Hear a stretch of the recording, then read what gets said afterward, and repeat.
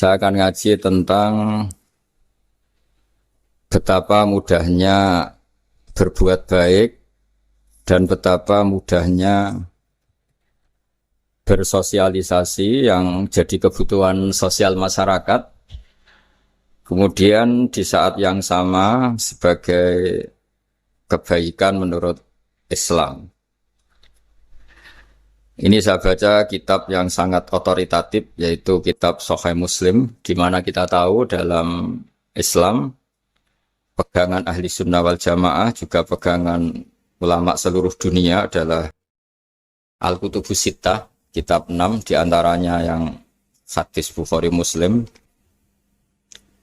Di sini ketika Nabi ditanya tentang beberapa kebaikan, yaitu dari pertanyaan ayul a'mali afdol, amal apa yang terbaik, diantaranya Nabi menyebut sekian: iman billah, iman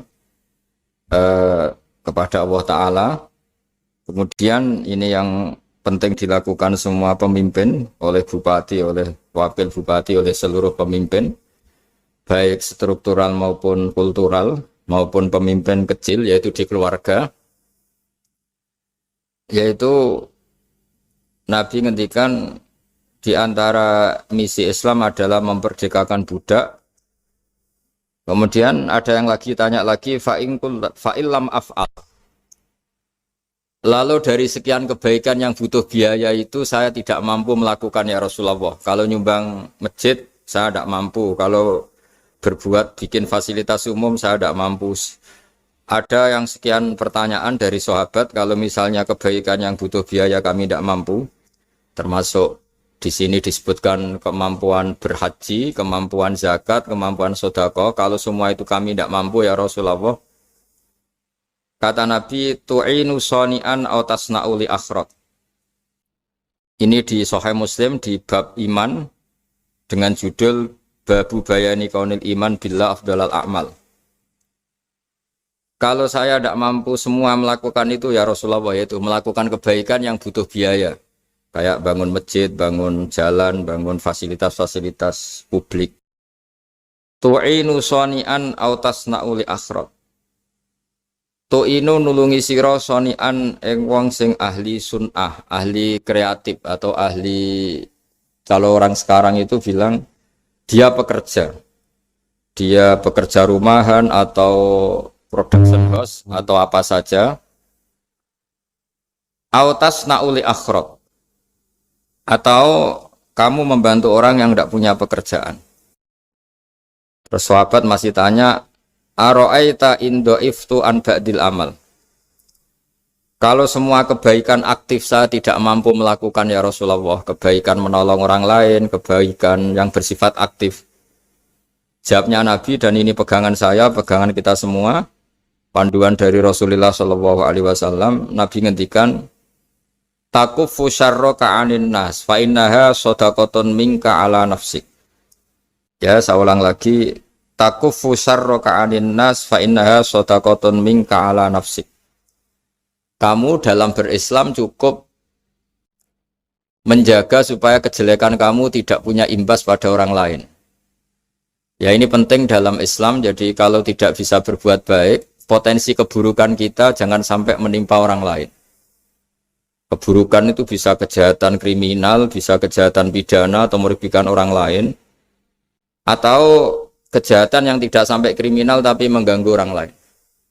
Misalnya contoh gampang ini, saya sumpek-sumpeknya sendiri ingin jalan-jalan, main di teman yang di jam kerja. Ini kan sumpek-sumpeknya saya sendiri ingin hiburan, terus wisata atau dolan ke teman yang sebetulnya saat itu dia mungkin ngaji atau kerja atau harus memenuhi kewajiban cari nafkah. Gara-gara nemuin saya, akhirnya dia dikomplain sama majikannya, atau gara-gara nemuin saya, dia akhirnya tidak ngaji sama santrinya, atau gara-gara nemuin saya, dia terganggu aktivitasnya. Itu juga tidak boleh, karena berarti keburukan kita punya akibat pada orang lain. Jadi kaidah dalam Islam itu kalau tidak berbuat baik, potensi keburukan kita ini jangan sampai menimpa orang lain. Sehingga di sini Islam menyarankan uzlah. Uzlah itu nyepi. Jadi misalnya kita baru penat, baru bawaannya itu emosi, baru gak suka kumpul orang, itu ya sebaiknya jangan jalan-jalan. Karena di antara kebaikan Islam itu tabassum, senyum, atau talqatu wajhin, ceria. Tapi karena kita mungkin jatuh kredit, jatuh hutang, atau punya masalah keluarga, sehingga bawaan kita itu emosi. Nah, dalam seperti ini sebaiknya uzlah, menutup diri. Sehingga kata Rasulullah SAW dalam zaman akhir di antara kebaikan itu kamu meninggalkan manusia aktivitasnya, kemudian watadaun nas min syarrik, kamu meninggalkan manusia supaya nggak kena keburukan kamu. Jadi ada momen, ada saat di mana kita mungkin kalau ketemu orang itu bawaannya ingin sengak, ingin ngomong yang nggak enak, atau kita baru penat, itu sebaiknya uzlah saja, mengurung diri di kamar atau isolasi sendiri, karena bawaannya baru emosi. Nah, ini yang jarang dipraktekkan. Kalau sekarang malah banyak yang saat susah malah bawaannya ingin namam, ingin apa, menvonis orang lain atau ngadili orang lain. Padahal pesannya Nabi, kalau semua kebaikan aktif tidak bisa kamu lakukan itu, takuffu syarra ka'anin nas fa innaha shadaqatun minka ala nafsik. Sehingga keburukan kita, ya saya ulang lagi, keburukan kita yang ingin emosi, ingin apa, itu tidak punya akibat orang lain. Di sini kearifannya Rasulullah SAW, beliau masyhur ngendikan, layak dilqadi wa ghadban. Jangan sampai seorang hakim bikin keputusan ketika emosi, karena bawaannya orang emosi itu pasti nggak terkontrol intelektualnya, nggak terkontrol nuraninya, nggak terkontrol semua sifat baiknya. Itu kalau punya keputusan bahaya sekali. Sehingga Nabi dari awal ngendikan layak dilqadi wa ghadban. Orang yang sedang emosi tinggi jangan bikin keputusan penting. Kemudian oleh ulama diteruskan juga jangan bikin keputusan penting orang yang sangat lapar, atau yang sangat kenyang, atau yang sangat ngantuk, atau yang super sibuk. Jadi hal-hal yang potensi buruk dalam mengambil keputusan itu harus ditinggalkan. Sehingga misalnya bupati atau wakil bupati kalau sedang tidak nyaman dengan suasana apa, nggak boleh rapat kemudian memutuskan keputusan penting. Begitu juga kiai dan semuanya. Nah, ini yang supaya otoritatif. Kenapa saya bawa kitab itu logikanya jelas ya. Kita sebagai dai, sebagai ustadz, atau sebagai mubalek, atau sebagai siapa saja, yang ingin kita wariskan ke umat Rasulullah adalah dawuh-dawuhnya Nabi. Dan kalau kita ngaji tidak pakai kitab, itu sebenarnya umat kita jejali dengan pikiran kita, dengan ide kita. Jangan-jangan ide kita, pikiran kita ini tidak mewarisi pikiran Islam, tapi pikiran kita atau emosi kita. Tapi kalau kita baca kitab, artinya umat ini berhak mendapat apa yang diteladankan dan disabdakan oleh Rasulullah SAW. Tapi kalau kita, itu pasti inginnya itu kita. Misalnya kita Bupati Banyuwangi, mungkin kita akan cerita Banyuwangi dengan asik. Tapi bagi daerah lain, apa urgensinya bagi saya? Begitu juga kalau kita kiai, mungkin kita akan cerita fadhilnya kiai. Tapi bagi orang lain yang keutamaannya jadi pekerja, jadi satpam, jadi guru, jadi pegawai negeri yang adil. Sehingga subjektivitas kita ini akan tinggi. Tapi kalau kita sebagai kiai baca hadis, maka umat ini mendapatkan panduan dari Rasulullah SAW. Nah, dari sekian panduan itu, kata Nabi, jika Anda tidak bisa berbuat kebaikan aktif, maka kebaikan yang harus Anda lakukan adalah potensi kejelekan kamu jangan menimpa orang lain. Makanya saya berkali-kali bilang, saya ini termasuk kiai yang jarang main ke alumni. Karena tadi, kadang-kadang alumni itu sudah mau kerja di tempat kerjanya, atau mau janjian ngantar anaknya sekolah. Gara-gara ada saya, mungkin semua itu dibatalkan. Sehingga silaturahim itu juga harus dimanage supaya tidak mengganggu haknya orang yang kita silaturahimi. Jangan sampai silaturahim jam 9, saatnya orang kerja, kemudian dia dapat peringatan dari pabriknya gara-gara sering didolani kiainya. Itu kan jadi ribet. Atau kiai karena sering didolani terus tidak ngaji, metu tamu terus, itu kan jadi ribet. Apapun itu, sehingga orang itu harus berpikir perilakunya itu tidak punya akibat la doror wa la diror. Jangan mengganggu dirinya, juga jangan mengganggu orang lain. Ini oleh Nabi disebut takuffu syarra ka'adin nas fa innaha shadaqatun minka ala nafsik. Sifat buruk kamu itu harus dijaga supaya tidak menimpa orang lain, dan itu berarti menjadi sedekah kamu atau amal kamu pada diri kamu sendiri. Jadi ini penting dimaklumatkan ke semua kita bahwa saat kita tidak bisa berbuat baik aktif, misalnya nggak bisa sedekah, nggak bisa menolong orang, setidaknya keburukan kita tidak menimpa orang lain. Nah, termasuk keburukan yang terselubung adalah kita punya pikiran yang menurut kita ini hebat, tapi bagi orang lain mungkin bahaya. Misalnya kita punya pikiran ingin jadi orang kaya raya yang dermawan. Itu artinya kan pikiran baik karena ingin jadi dermawan. Tapi artinya bayangkan orang lain tuh miskin semua butuh derma kamu. Mana mau orang lain kamu bayangkan miskin butuh derma kamu. Orang lain juga bayangkan dirinya kaya gak butuh derma kamu. Itu namanya kebaikan yang subjektif. Kamu ingin jadi kiai yang ngajarin orang banyak. Oke, itu baik. Tapi kan berarti kamu bayangkan orang lain gak bisa ngaji terus kamu saja yang bisa ngaji sehingga kamu yang ngajarin. Ya sudahlah, kebaikan itu udah usah muluk-muluk seperti itu. Jadi apa yang ditakdirkan kita jadi bupati ya jadi yang baik, menolong pekerja-pekerja yang baik. Saya kemarin diceritain banyak oleh Mas Anas aktivitas Pemda Banyuwangi yang menolong banyak orang, juga masyarakat juga saling menolong dan seterusnya dan terusnya. Jadi ini jelas maksud saya supaya bupati dan semuanya pemimpin melakukan kebaikan itu berdasar panduan dari Rasulullah SAW, di mana di antara aturan yang dianjurkan beliau adalah aktivitas kita sebagai manusia adalah tu'inu soni'an au tasna'uli akhraq. Ya, saya ulang lagi, saya ulang teks hadisnya secara lengkap supaya dapat berkahnya Rasulullah SAW. Ada beberapa pertanyaan dari sahabat, ya Rasulullah, jika saya tidak bisa berbuat baik yang berbiaya atau tidak bisa berbuat baik yang aktif, apa yang saya harus lakukan? Nabi ngendikan tu'inu shani'an aw tasna'uli asra. Kamu membantu orang yang bekerja atau kreatif, orang-orang yang kreatif atau pekerja apa saja kamu bantu dan bantu orang yang tidak punya pekerjaan. Terus ditanya lagi, qultu ya Rasulullah ara'aita in dha'iftu an ba'dil amal. Bagaimana kalau itu pun saya tidak bisa ya Rasulullah? Terus Nabi ngendikan tafufu syarraka anin nas fa innaha sadaqatun minka ala nafsik. Yang penting keburukan kamu tidak menimpa ke orang lain dan itu bagian dari sedekah kamu. Nah, perlu saya ingatkan ke semua kita lah. Makanya pentingnya membaca umat Islam dengan ilmu usul fikih. Saya berkali-kali bilang, jika ada seseorang tidur, itu jangan kamu baca sebagai tidur yang meninggalkan tahajud, meninggalkan sholat qiyamul lail, meninggalkan wiridan di malam hari. Tapi juga bacalah saat itu dia tidak dugem, tidak maksiat, tidak narkoba. Sehingga barokahnya ilmu itu ada respek pada umat Islam yang tidur. Karena tidur itu juga ada fungsi meninggalkan sekian maksiat, sekian kriminalitas. Tapi kalau kita kulino tidak baca dengan ilmu, maka melihat orang tidur itu ya kayak meninggalkan tahajud, meninggalkan wiridan, meninggalkan qiyamul lail. Sehingga bawaannya kita ini akan kurang respek. Tapi kalau kita membacanya dengan ilmu, orang yang tidur di malam hari, maksudnya ya sudah sholat isya, itu ada sekian potensi maksiat yang dia tinggalkan. Dia tidak ngerasani orang, tidak adu-adu orang di medsos, dia tidak dugem, tidak meninggalkan. Pokoknya ada sekian kebaikan dalam saat tidur itu. Ini barokahnya ilmu. Tanpa ilmu kita tidak bisa respek seperti ini. Karena bawaannya akan, oh ini malam-malam tidak tahajud, tidak wiridan, tidak apa. Tapi kalau kita dengan ilmu, itu akan membaca dengan tidur, artinya orang tidak maksiat, tidak dugem, tidak ngerasain orang, tidak ngata-ngatain orang.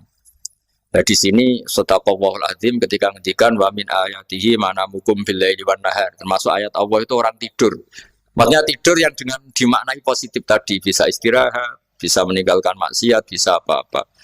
Nah ini di sini hebatnya Rasulullah SAW ketika beliau memandu kebaikan. Di antara kebaikan itu apa? Takufu syarroka anin nas fa innaha sadaqatun minka ala nafsik. Kamu, potensi buruk kamu atau keburukan kamu jangan sampai menimpa pada manusia, pada orang lain. Dan itu bagian dari sedekah kamu. Ya, saya mohon maaf sama Bu Bupati, sama semua Pemda, sama Wakil Bupati karena saya tidak bisa lama-lama. Saya punya wadifah. Tadi ini pun sudah ngurting ngaji saya karena saya harus ikut ngaji di sini. Dan mari sama-sama berdoa. Al-Fatihah.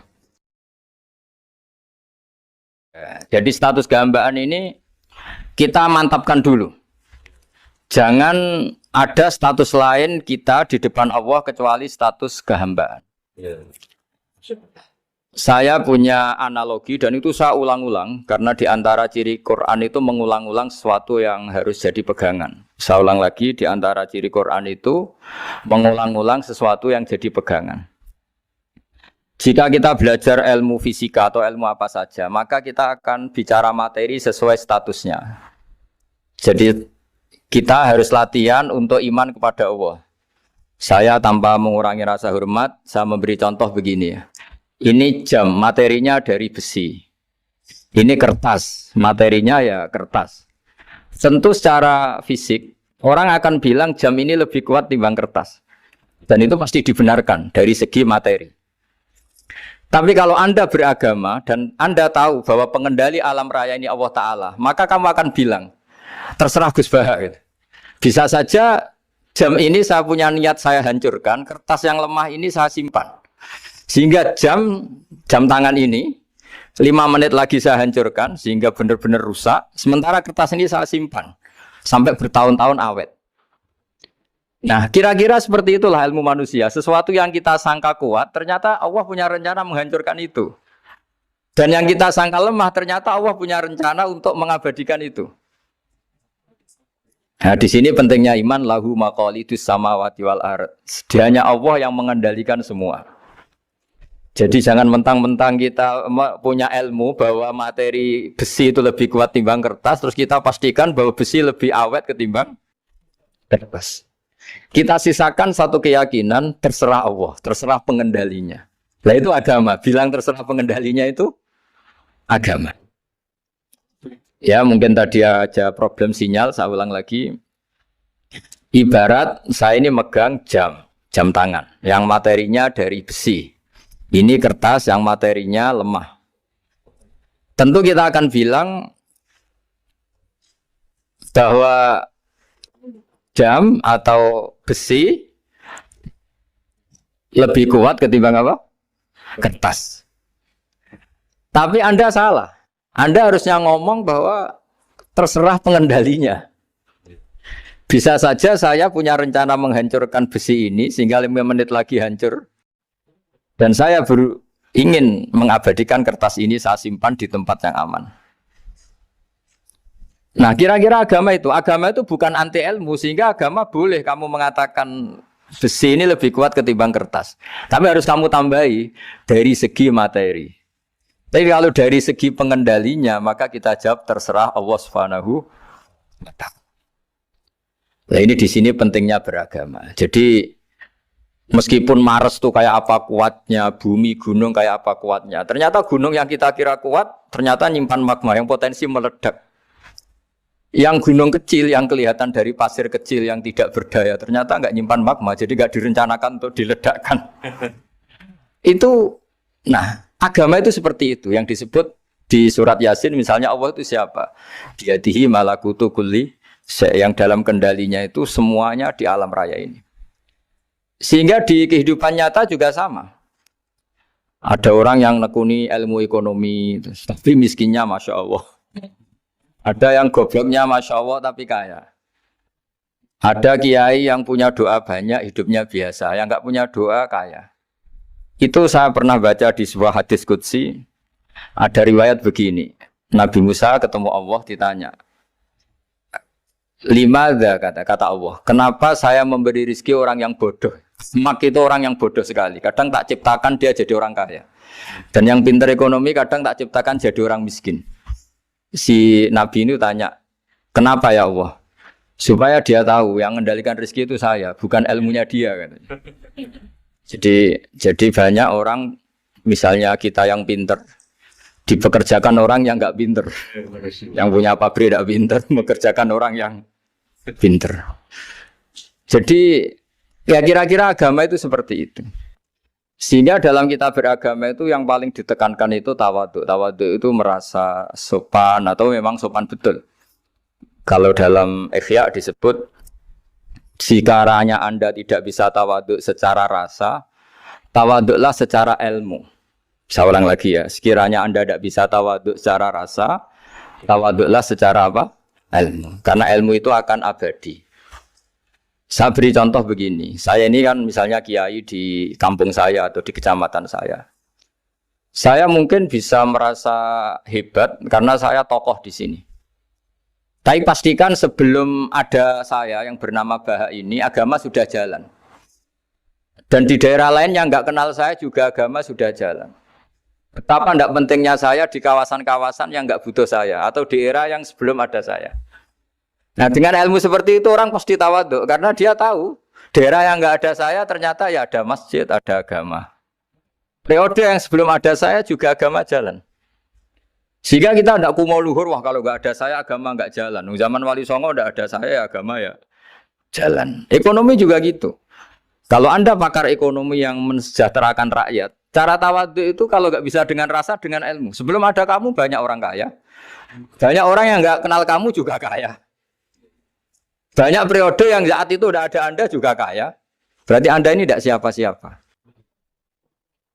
Makanya saya pernah didatangin seorang profesor. Ini kisah nyata.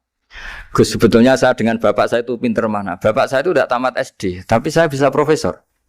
Saya ini profesor. Anak saya naik kelas saja sudah senengnya bukan main.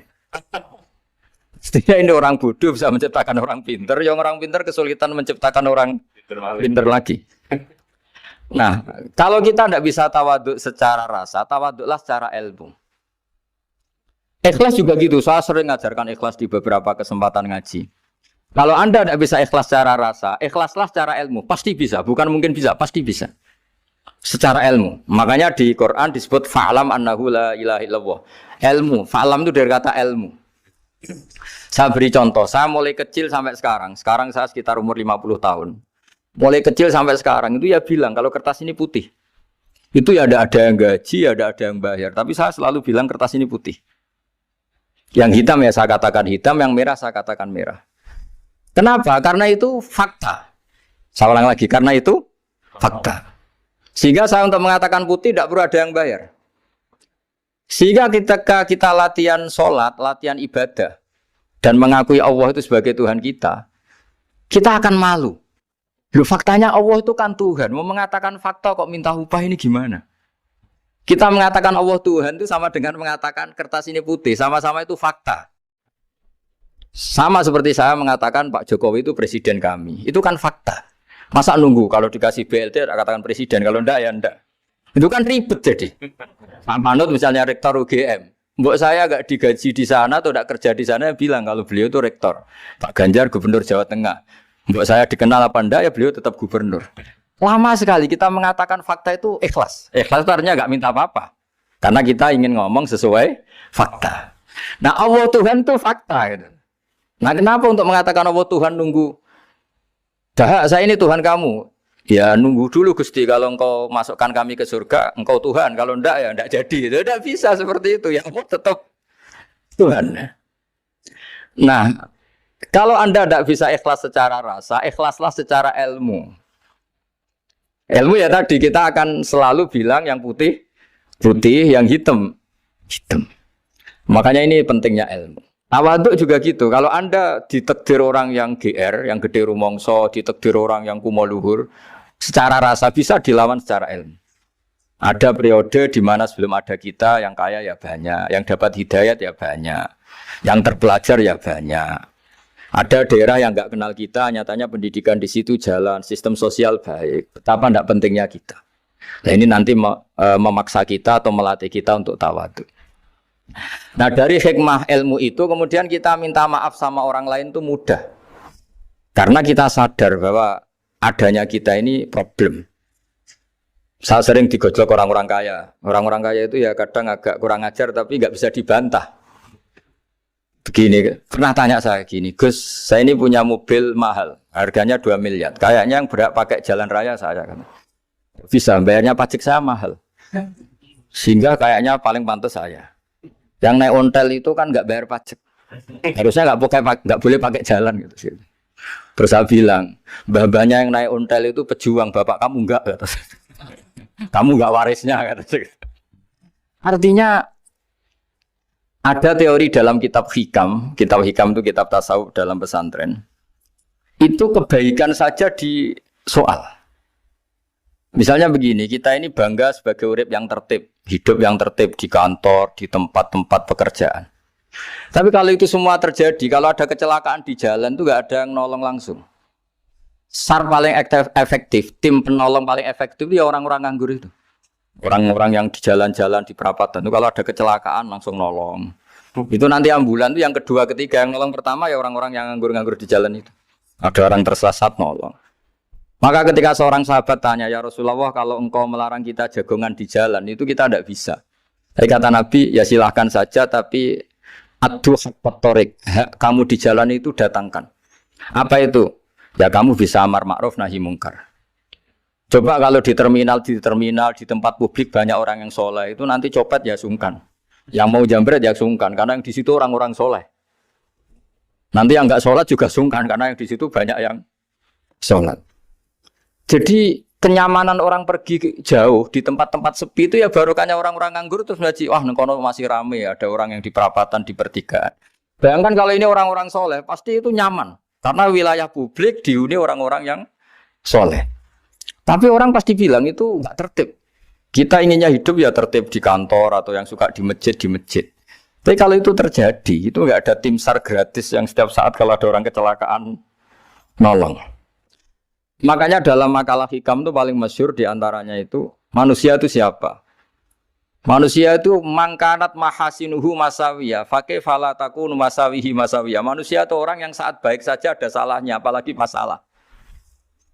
Jadi kalau kamu punya toko lagi laris dan saat laris itu Anda ngerumat keluarga Anda melakukan kebaikan pada keluarga Anda, pasti ada toko lain yang termahjubkan, yang tersingkirkan. Makanya saya pernah diskusi sama kiai besar, guyonan sama saya. Kita kalau kiai besar sebaiknya kalau diundang di musala kecil datang apa enggak? Kata kiai yang satu, jangan datang Gus, itu jatahnya kiai kecil. Terus kata yang satu, datang Gus sebagai bukti tawaduk bahwa kita kiai besar pun mau diundang yang kecil. Akhirnya kita ini ya kadang datang kadang enggak, karena kadang kita enggak datang supaya jatah rezeki kiai kecil enggak terambil. Kadang ya mau datang supaya dikira tawaduk. Makanya kalau seorang profesor sering terubah di bawah itu ya kasihan yang S1, SPDI itu kan nanti enggak jadi bintang kalau profesornya sering turun. Kalah terus itu. Jadi kadang-kadang itu orang itu harus berpikir secara ilmu, jangan rasa terus. Jadi itu ilmu. Jadi semua yang kebaikan yang kita lakukan itu secara ilmiah bisa diperdebatkan. Ada orang senang ngomong serius supaya bangsa ini maju. Tapi bapak saya itu pesan saya, kamu kalau ngiyai itu jangan sering ngomong serius kan. Masyarakat sudah capek mikir utang, mikir keluarga. Jadi itu sowan kiai dijak ngomong serius lagi nanti capek kan. Sehingga kiai dulu itu kalau ketemu orang ya guyon terus. Karena tahu masyarakat sudah capek. Sudah banyak yang takut tanggal kredit gitu.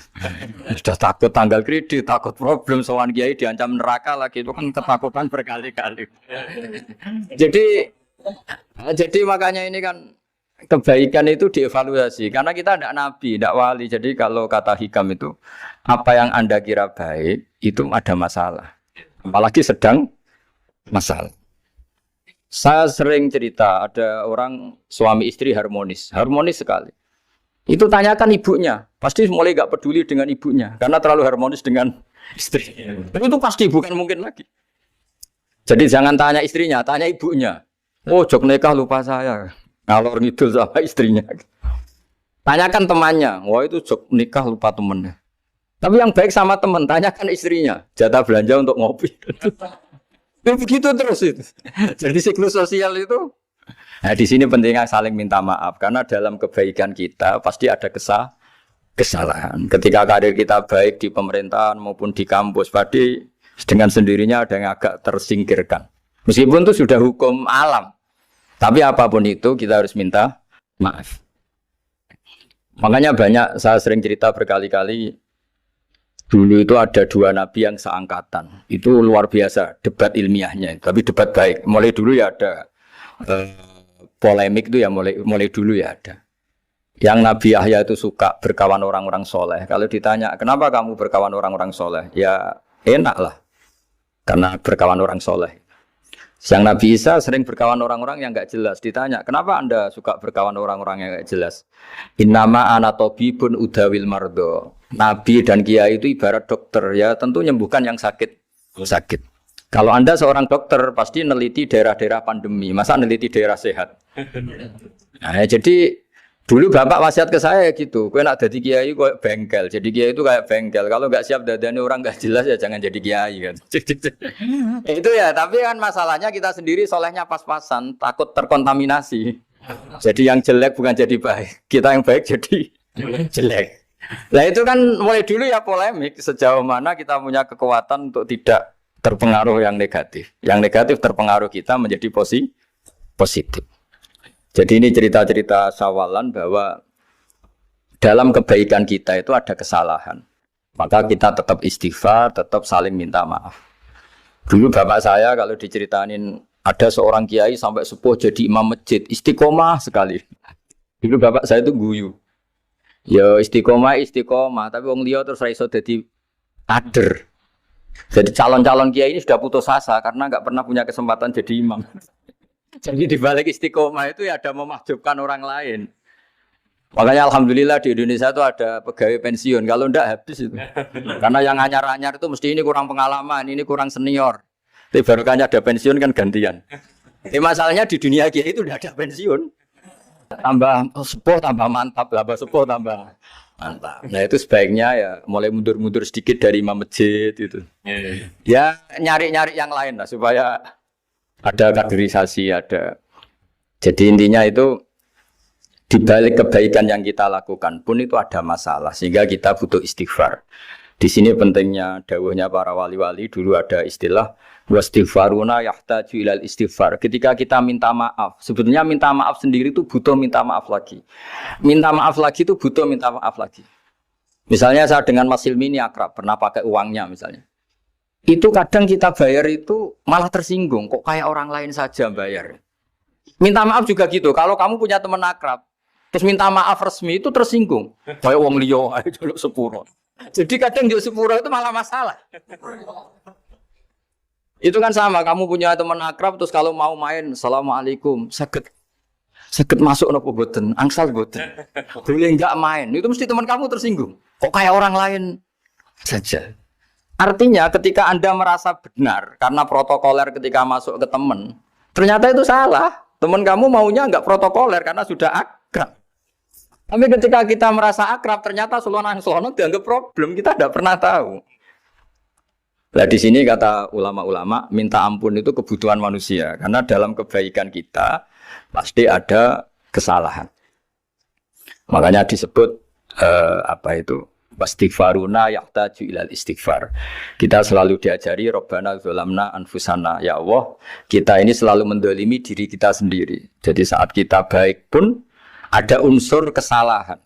Yaitu tadi, kalau Anda jadi orang pasti ada yang termahjubkan.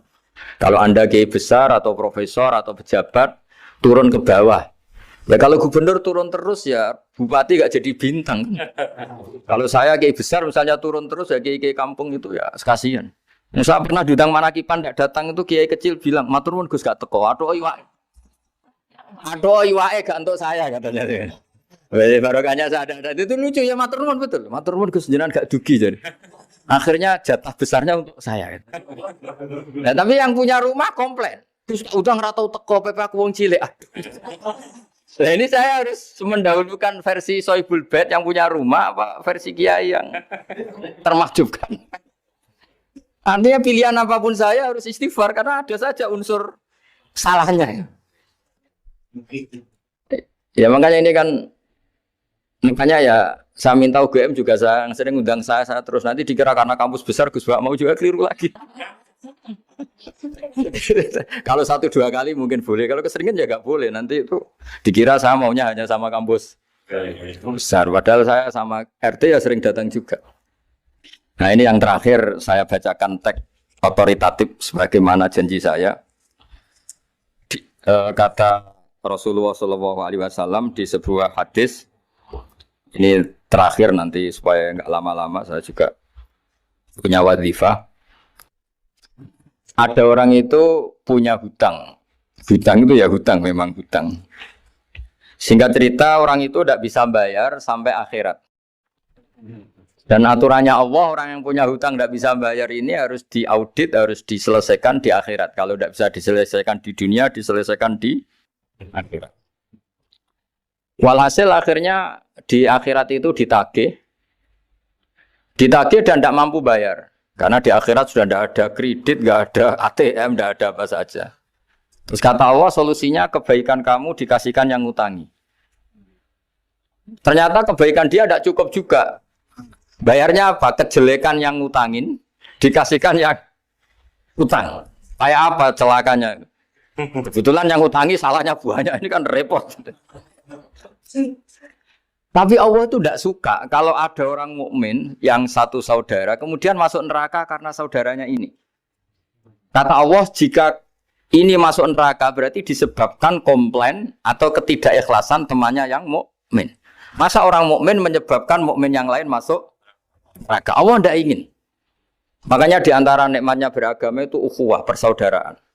Baik persaudaraan atas nama iman atau atas nama kebangsaan atau atas nama kemanusiaan.